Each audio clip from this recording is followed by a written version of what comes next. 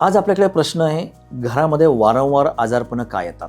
किती आपण पूजा अर्चा चालू असू दे किंवा आपण खूप चांगल्या पद्धतीनं जीवन जगत असू, कोणाचं वाईट करत नसू, तरीसुद्धा घरातील एखादी व्यक्ती कायम आजारी असते किंवा वेगळ्या व्यक्ती दर एक महिन्याने कोण ना कोणतरी आजारी पडत राहत आहे. किंवा असंही होतं की डॉक्टरकडे जाऊन येतोय, ओके वाटतंय, 2 महिन्यांनी परत जावं लागतंय, परत येतोय, 2-3 महिने परत जावं लागतं. तर असं आजारपण कॉन्स्टंटली मागे लागलेलं आहे.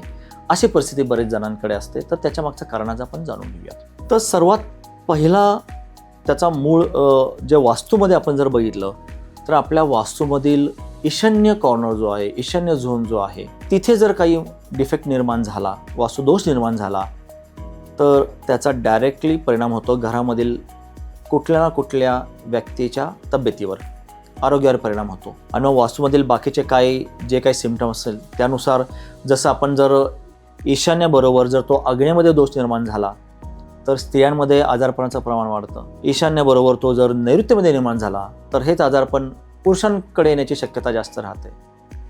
आणि हेच जर ब्रह्मतत्वामध्ये काही दोष निर्माण झाला असेल आणि त्याचबरोबर ईशान्य पण असेल तर मात्र फार मोठ्या प्रमाणावर त्याची व्याप्ती वाढते.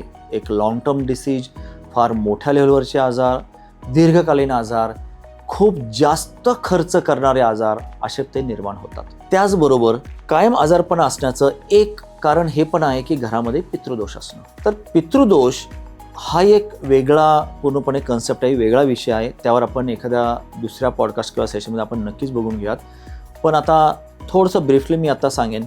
तर पितृदोषामुळे काय होतं की आपल्या मागे अशा पद्धतीची अडचण लागते जी दिवस, महिने नाही तर वर्षानुवर्षे ती कुठेतरी आपल्याला त्रास देत राहते. मग याच्यामध्ये जसं आजारपणं आली किंवा वैवाहिक जीवन, लग्न होणं किंवा न होणं, किंवा झालं तर लगेच घटस्फोटची परिस्थिती निर्माण होणं, किंवा लग्न सगळं व्यवस्थित चालू आहे परंतु मूल न होणं, किंवा मूल राहत असल्यास, गरोदर राहत असल्यास ॲबॉर्शन होणं, त्याचबरोबर दीर्घकालीन समस्यांना आपल्याला कुठल्याही पद्धतीच्या सामोरं जावं लागणं, हा एक पितृदोषाचाच एक प्रभाव आहे. आणि त्या प्रभावामध्ये एक महत्त्वाचं लक्षण म्हणजे आजारपण. आणि बरेचदा असं होतं, लोक असं म्हणतात की तुम्हाला अनुभव आला असेल की डॉक्टरांकडे गेलं तर जरा बरं वाटतं, घरी आल्यानंतर परत त्रास चालू, किंवा डॉक्टर चेकअप करायला सांगतात, मेडिकल रिपोर्ट अतिशय ओके, काही प्रॉब्लेम नाही,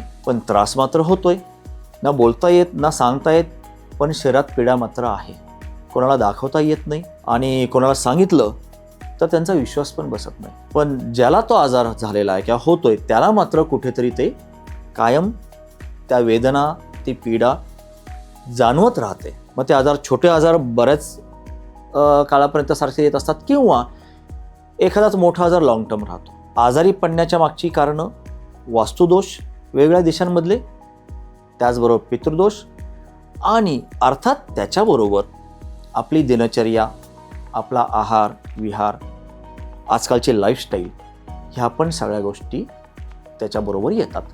एकंदरीत काय की जेव्हा वास्तूमधलं ऊर्जेचं संतुलन कुठेतरी अस्थिर होतं, त्याचा सर्वांगीण प्रभाव त्या वास्तूमध्ये राहणाऱ्या व्यक्तींच्या ऊर्जा वलयावर, त्यांच्या आहारावर पडतो.